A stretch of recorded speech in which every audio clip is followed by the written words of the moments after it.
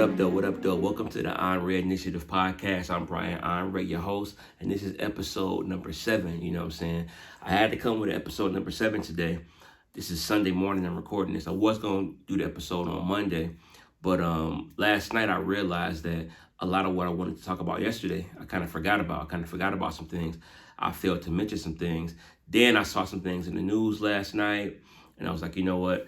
I think I should go ahead and do episode 7 to the podcast. So here we are, man. A little bit different location, you know what I'm saying? But the same positive energy, you feel me? You know what I'm saying? I'm all about positive energy. One thing I want to say, I always want to give out nuggets and encouragement to people. One thing I want to say is, we live in this social media age. I want to encourage everybody when you're going through stuff, because inevitably you will go through stuff. Don't post your emotions on social media. Don't be so emotional on social media. Don't tell the world, how you feel. And when you have certain emotions, social media is not the place to run to go. You know what I'm saying? Don't put your emotions in there, man. You see some stuff.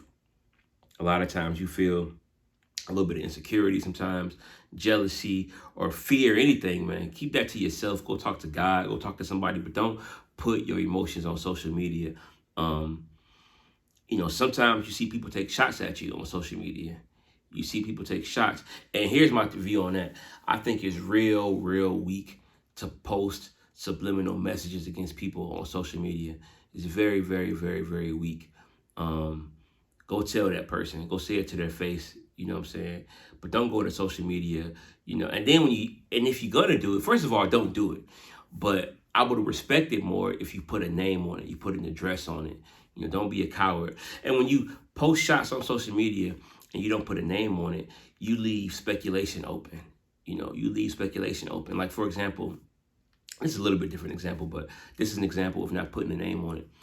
That one actor, Christian Key, I forgot his name. The guy who was talking about he was being harassed by somebody powerful in Hollywood, and he wouldn't say who name it was. And this just happened recently within the last month or so. I want to say his name is Christian Keys, but I don't want to be mistaken. But I wasn't planning on talking about this, so I didn't put it in my notes. But there was a guy who talked about he was being harassed and sexually harassed by somebody powerful in Hollywood, and he was gonna call him out. But he didn't put a name on it, so it led everyone to speculate. And they were saying it was, Tyler Perry was the one, and Tyler Perry's name got dragged. Then it was TD Jake's name. I just think it's really weak to put out stuff without putting out names. Just keep it to yourself if you're not gonna put a name on it. But even bigger than that, though, keep it to yourself, period. Stay off social media with this stuff. You don't got to go to social media, every time you got a gripe. It's kind of weak, man. But on the flip side, when people take shots at you or take subliminal shots at you, the temptation is to go and take more subliminal shots back at them.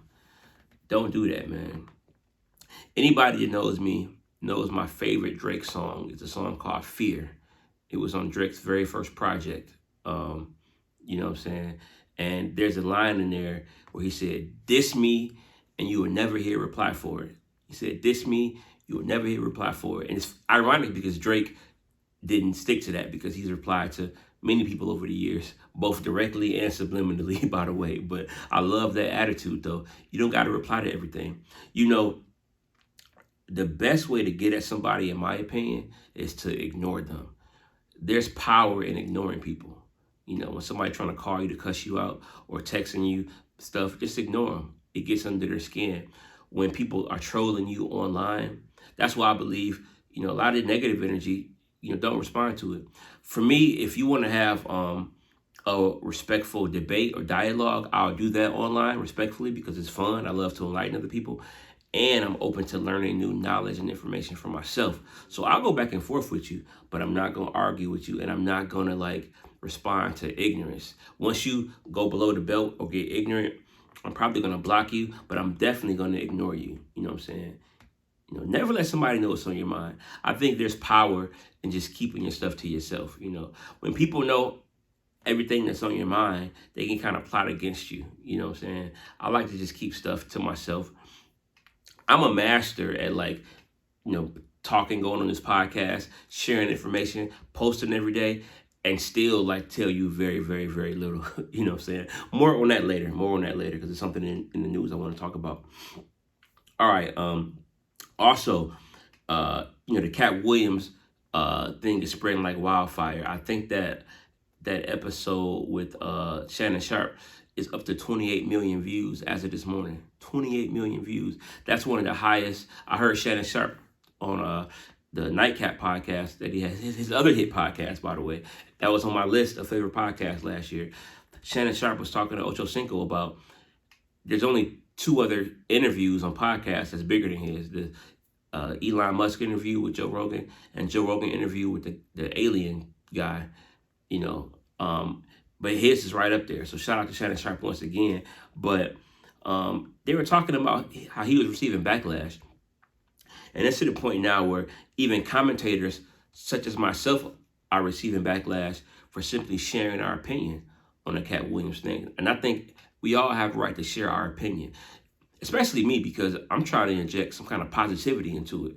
I'm trying to put myself in a culture and spread some light. I want to be a light to the world. I want to be a light to the culture. And I want to bring some balance to stuff, because a lot of times when news stories hit or things go viral, people jump off into the deep end and they go with whatever the popular opinion is, whatever the prevailing opinion. It's like monkey see, monkey do.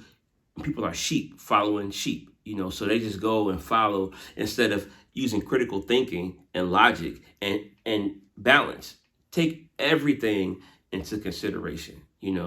I used to be a minister. I used to be a youth minister. That's my background. And I used to preach sermons.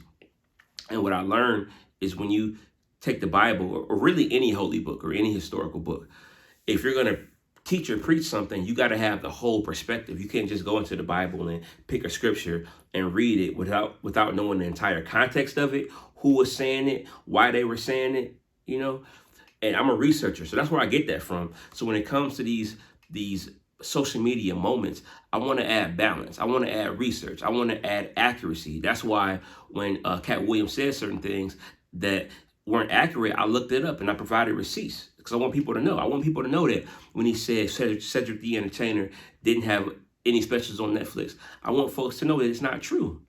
I want to add balance. Again, the same way when I used to go into a church, and even if I go into a church today, which I don't do much, but if I did go into a church and somebody's preaching me a sermon and they're reading scriptures, I'm automatically thinking about the context of that scripture and if they're using that scripture in the right context and the whole message in general, everything, not just sermons. Anytime I hear somebody speak, I'm a very, very critical thinker, and I want to take all the information into context. So that's where I get that from. So I think I have a right, like anybody else has a right, to talk about current issues and whatever is a hot topic, and add some balance, add some clarity, and add some positive energy to it. You know what I'm saying? So I have a right to say it, you know what I'm saying? As long as you don't take sides. I think it's important to not take sides. And it's crazy how these celebrities come out, man, and you got this gang versus that gang. It's like high school. People gang up on each other. Same thing with rap and hip hop beef. People gang up on each other. I think it's lame. I think when 2 people are going at it, you should leave it between those 2 people. In this case, Katt Williams against a dozen or more people, But again, each of those dozen that Katt Williams is going against, it's between them. Unless you're trying to solve it and spread love and unity, stay out of it. You know what I'm saying? It's cool to commentate, but just don't take a side. I think that's lame. If you got 2 friends going at it, you should be the peacemaker trying to bring peace. Don't take sides. And also, this is another thing.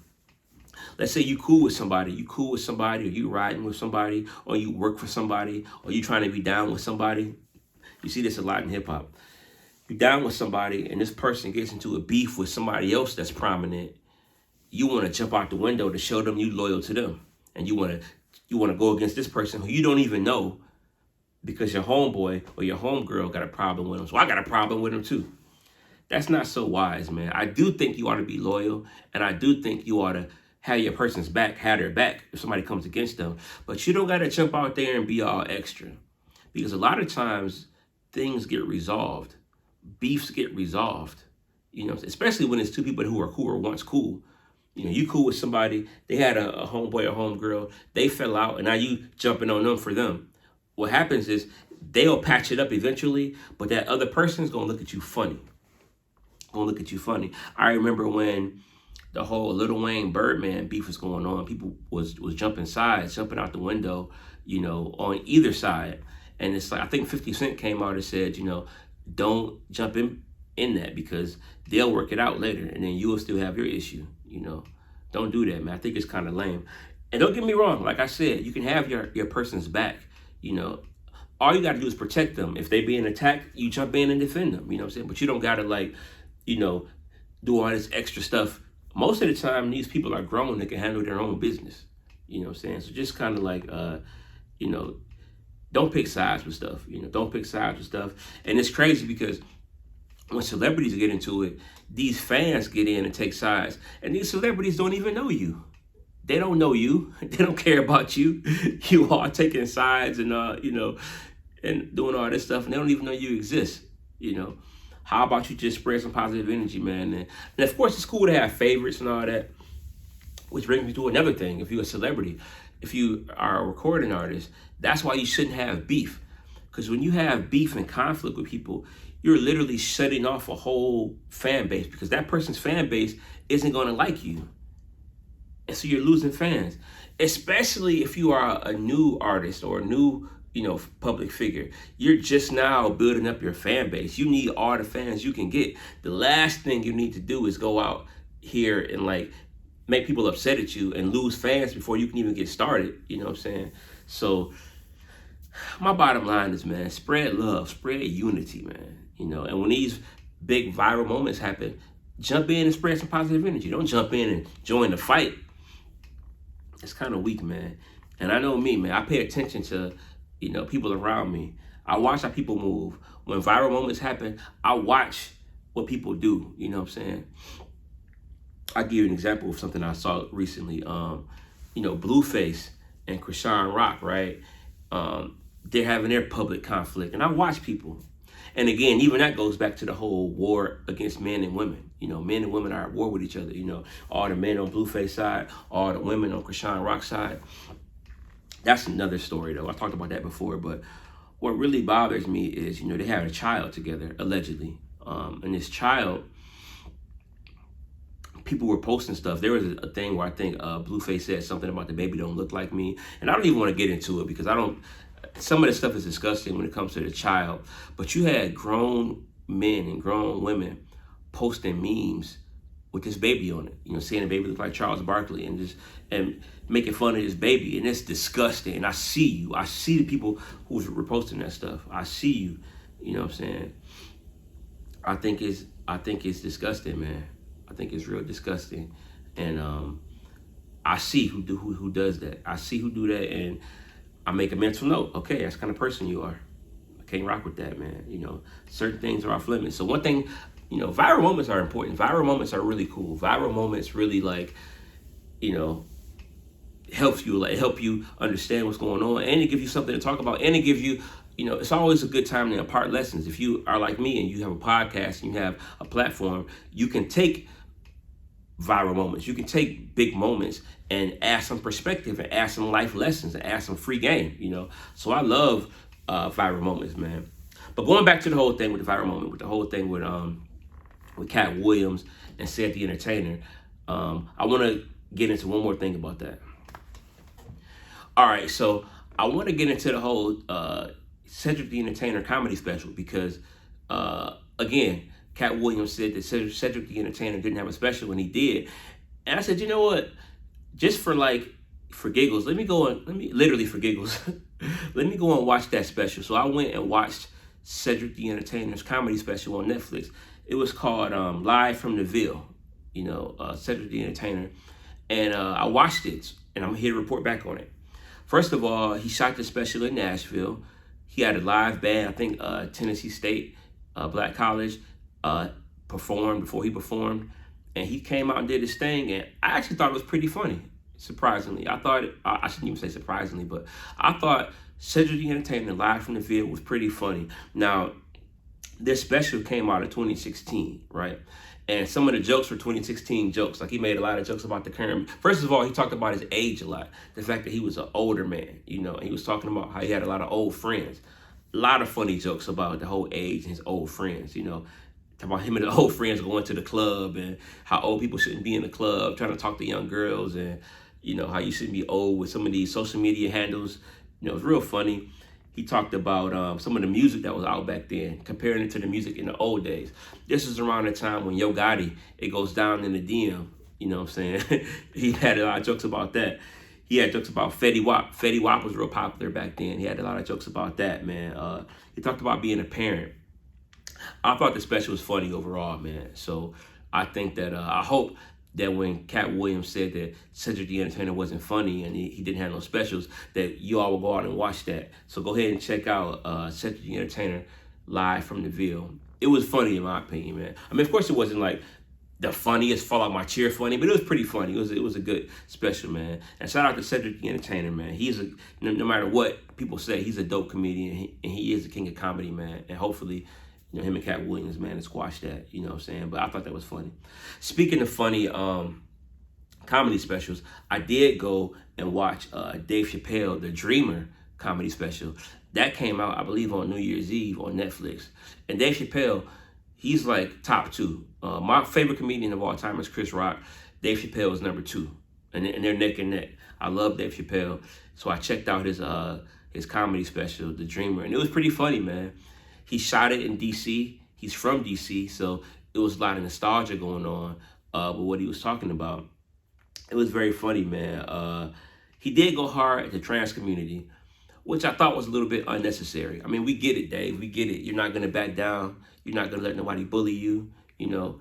I never had a problem with Dave as far as his trans jokes, because they were just jokes, man. He jokes on everybody. Trans, gay, straight, black, white. You know, it's jokes, you know, and I think that he had to defend himself a little bit. So his last special, he went at them hard again, which was cool. But now I think it's a little bit overkill. Like, bro, we get it, you know what I'm saying? We get it. You ain't backing down from nobody. But he went kind of hard at the trans community, you know. Funny jokes, but, like, you don't got to go so hard. I think it's overkill at this point. He went at this one disabled congressman, Madison Cawthorn. He went at him for being disabled, you know.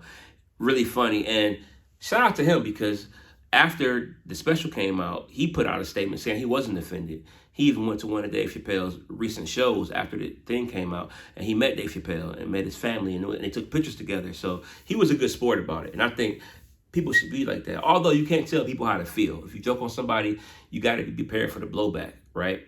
But I think it's just jokes, man. And I'm glad that Madison Cawthorn was a good sport about it, man. But it was pretty funny. He talked about the whole Will Smith, Chris Rock thing, you know, and those jokes were funny. He talked about how he got attacked at the Hollywood Bowl shortly thereafter, after Will Smith was attacked. And he gave a whole play-by-play for that night. Very, very funny. He talked about how Chris Rock was there when it happened, how all these celebrities were there when it happened, and really, really, really funny. He talked about Lil Nas X. At the end of the special, he got real philosophical with one of his long philosophical stories. And to be honest with you, I'm still trying to make sense of it, because it was pretty deep. It was real deep. I was trying to make sense of it, about being a dreamer and he was talking about being dreaming yourself versus being a part of somebody else's dream. And that's all I say without giving it away. But I'm still trying to process it, you know. His specials make you really think, you know. You laugh as well as think. So shout out to Dave Chapelle, The Dreamer. Go check it out. I thought it was real funny. All right, real quick. One thing I wanted to mention yesterday that I didn't get a chance to mention was about this whole Katt Williams special, when he talked about him not wearing a dress, and he wouldn't wear a dress, and how Mark Lawrence tried to get him to wear a dress. Let me just say, I'm with Katt Williams on that. I would never wear a dress, you know. I wouldn't mind acting one day, getting into acting and all that stuff, and doing comedy maybe, I don't know. But I definitely, there's certain things I won't do, you know. And I say never. Let me knock on some wood here. Knock on wood. Never say never, but I'm never going to wear a dress for nothing. So I'm rocking with that. However, I don't understand what's this obsession with attacking people who do wear dresses for roles. Attacking, you know, Tyler Perry, Kevin Hart, you know what I'm saying, Brandon T. Jackson, you know, Martin Lawrence. If they want to wear a dress for a role, so what? It's not some conspiracy, we want to demasculate the black man. Like, first of all, who said it was demasculated? If people want to wear a dress, that's on them. You know, that don't mean they less of a man. They plan it for a role. It's a movie role. It's a TV role. If they want to do it, that's their business. What does it matter to you? You know what I'm saying? Everybody, you know, and shout out to Mark Lamont Hill, man. I don't always agree with Mark Lamont Hill, but I liked his tweet yesterday because I think it was Boyce Watkins. Boyce Watkins put up a tweet that I wasn't really rocking with. That rhymes. Watkins and rocking, that kind of rhymes. But yeah, Boyce Watkins put up a tweet saying, it says, can you name 20 A-list white male actors who have appeared in Hollywood movies dressed as women in the last decade? And he had this collage of all these black actors. First of all the black actors on his tweet wasn't even A-listers, number one. And he was making it seem like it's something only black people do. And then Mark Lamont Hill, I love this tweet. He said, these black actors aren't all or even mostly A-list actors. And many of these black dress photos are more than a decade years old. Some are even 20, 30 years old. That said, yes, white male actors also frequently placed in dresses.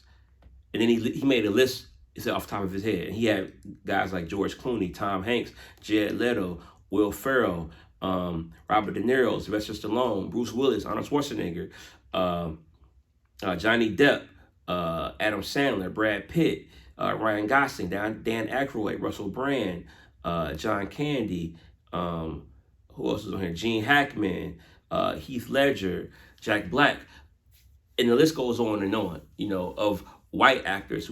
Why has everything, again, got to be about race? I'm telling you, people love to make stuff about race, man. Race baiting is like a big thing in order to get you major clicks and major clout is race baiting. I think it's terrible. And again, if people want to wear a dress and act in a role, that don't mean that they like are demasculating. They're just doing a role, man. Shut up with that stupid foolishness. And you might disagree. And you know what? I respect your opinion if you disagree, but I'm not rocking with that, man. I'm highly offended that you want to try to discount these men because they wore a dress for a role. You know, again, I would never do it. You know, I think I saw a clip where Dave Chapelle was on Oprah, the Oprah show years ago, and he talked about how he wouldn't wear a dress in that movie he did with Martin. He wouldn't wear it, you know what I'm saying? And I'm with him. I would do the same thing. I'm not wearing no dresses. I don't rock like that. But I'm not going to judge people who do decide to wear it for a role. That don't mean that they like any less of a man. They're just wearing it for a role. Stop being so weak, man. Stop trying to like tear people down for decisions they make. Just because, and the thing, you know, Katt Williams said it demonstratively, and he said it popular. You know, he said it in a way that became popular, so everybody want to run with that narrative. You know, he was speaking truth. He was speaking truth. He was speaking his truth. And I happen to share that truth. I'm not wearing no dress either, but I'm not going to knock people. I'm not going to diss people who do.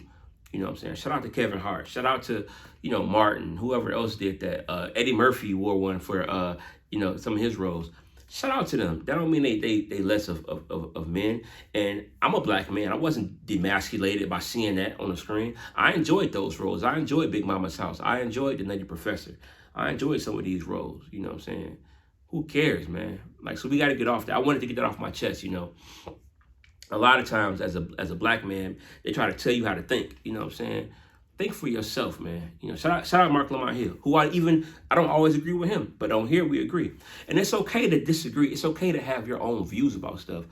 I'm so frustrated at times when, as a black person, because you don't agree with whatever the crowd says you got to agree with, that you're any less black. You know, you can have opinions on what you think is best for the black community that might not coincide with the popular opinion or might not coincide with the other person. That don't mean you don't love your people. People are so stupid sometimes, man, I swear, man. But, you know, shout out to Mark Lamont Hill. Shout out to Katt. Shout out to everybody. Shout out to Boyce Watkins. Shout out to everybody who have opinions. It's okay to have opinions, but don't like try to crucify nobody and cancel somebody because of their opinion. So that's how I feel about it. I would never wear a dress, but I ain't knocking nobody who wears them for roles. You know what I'm saying? I remember Young Thug wore a dress on a cover of his album Jeffrey. Again, I wouldn't do it, but guess what? That Jeffrey album was one of Thug's best albums. He had some dope records on there. You know what I'm saying? And live and let live. Let people do what they want to do. That don't mean that you got to do it. You know what I'm saying? yeah, so that's just my thoughts on that, man. You feel me? I'm ready to the podcast. Let's go, baby. All right, man.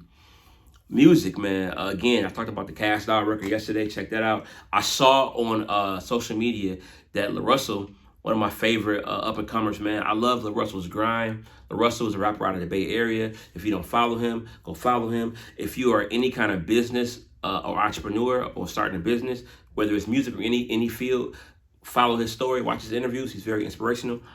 But I saw LaRussell pull it up on Hit Boy. And again, Hit Boy is on fire, man. And I read that him and Hit Boy did 8 songs in 5 hours, you know. And he played a snippet of some of it. It sounds dope. So I'm looking forward to that. I hope it gets put out soon. Listen, 2024 is the year for you to stop sitting on music and for you to put out music. I know I'm putting out music this year. And me and my boy Steve Keys is in the lab, man. It's funny, I was talking about the whole Katt Williams, Mark Lamar Hill, Boyce Watkins tweeting all that stuff about how a black man should think. Me and Steve did this record called Not Really, where I pretty much address. Now, we did this song back in 2018, so it's an older song, but it still goes hard. Oh my gosh, I listened to it the other day. I'm putting it out this year, but I talk about how you know, what it means to be a black man and how you got to think for yourself and don't be afraid of being canceled. Just be yourself. But it's a dope record, man. So 2024 is the year. If you got something dope, if you got a dope idea, if you got any dope records, if you got any dope art, put it out. Stop sitting on your art because the world needs it. 2024 is the year to go for it, man. Now, speaking of putting stuff out, I saw this beautiful story that I thought was real dope with Halle Bailey and DDG. Shout out to them. You know, Halle Bailey is one of the sisters of the Bailey family. She's a dope singer and actress. She played in The Little Mermaid. Shout out to her. And DDG is an internet personality turned rapper from the Detroit area. He's from Pontiac, which is just outside Detroit. Shout out to my Michigan folks. They had a beautiful baby boy. Now, what I thought was so dope about it is they pretty much hid the whole pregnancy. You know, they hid the pregnancy, they hid the birth. And even though social media was speculating that she was pregnant for several months, they never addressed it. They kept it private. And I love keeping stuff private and addressing stuff on your own terms. You know what I'm saying? They announced they had a beautiful baby boy named Halo. And again, people were speculating for months that she was pregnant, but she kept it all under wraps. She didn't say nothing to nobody. And then she popped up showing her stomach was flat. So people thought, oh, I guess she wasn't pregnant. And then just yesterday, they announced, oh, we have a baby here. You know what I'm saying? The world does not need to know your business, you know. And if you are fans of people, you get their art, you get their content, right? That's all you're entitled to. It's a fair exchange. You pay money to see their art, or you subscribe to their YouTube channel and watch their content. That's the exchange. You're not obligated to know people's personal life. And if they do decide to share it, that's on them. So I think it's dope that DDG and Halle Bailey did it the way they did it, you know what I'm saying? And I think that we shouldn't, you know, force people or demand that people give you their business, you know what I'm saying? So shout out to them, man. Shout out to how they did that. That was dope how they did that, man. And I pray that they have a happy and healthy relationship as well as a child moving forward. All right, one last thing from the news, bro. Yesterday, right, I'm getting ready to board my plane and come back to Atlanta yesterday morning, and I'm on my phone and I see this story about this Alaska Airlines flight, man, where a big chunk of the plane fell off in the middle of the flight. Let me read the story from ABC News, man. It says, FAA temporarily grounds certain Boeing 737 MAX 9s after Alaska Airlines emergency landing. So basically, there was an incident where the plane took off, and shortly after the plane took off, in the back of the plane, I guess something from one of the doors came off, so a whole chunk of the plane came off, and stuff was being sucked out the plane. People's phones were being sucked out the plane. This one lady had a baby on her lap. She had to hold the baby tight. This reminded me of something off Final Destination, bro. If you ever seen Final Destination, that stuff would torment you for years. You would think about that on a plane. People flying out the plane, right? Crazy, right? It's very, very scary. Thankfully, thank God that nobody died, or from what I understand was seriously hurt. I don't believe, but it says there were 6 crew members and 171 passengers were on board flight 1282 going from Portland, Oregon to Ontario, California. That's what they said, man. And I saw a lady on Twitter who was on that flight, who sat in the front of the plane, and she said that, and of course, if this is true, right? Hopefully she's not lying. You never know what to believe on the internet, but I believe her because she was very, very detailed.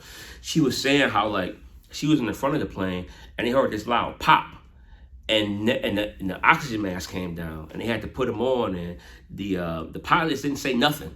They just turned the plane around and calmly landed the plane. But they were saying that the flight was real loud because you could hear the engines roar because, you know, the thing was open, and it was real scary. It was loud the whole time, and the flight attendants, you know, told them to be calm and all that stuff, but nobody like knew what was going on. And of course they landed safely, but that's scary, man. And of course, this type of plane, this type of 737 plane, they want to inspect them all to see how this happened, you know, to make sure it don't happen again.